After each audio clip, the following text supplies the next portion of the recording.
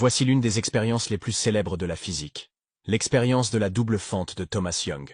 Au départ, si l'on lance des billes sur un écran derrière une fente, on obtient une seule bande. Avec deux fentes, on obtient deux bandes. Logique. Mais avec des ondes, c'est différent. Avec une seule fente, l'onde passe, s'étale, et forme une bande unique. Mais si on ajoute une deuxième fente, tout change. Les deux ondes se croisent, s'interfèrent, et forment un motif d'interférence, fait de bandes claires et sombres. Et quand on envoie de la lumière à travers deux fentes, c'est exactement ce motif qu'on observe. C'est ainsi que Young a démontré que la lumière se comporte comme une onde. Mais ce n'est pas tout.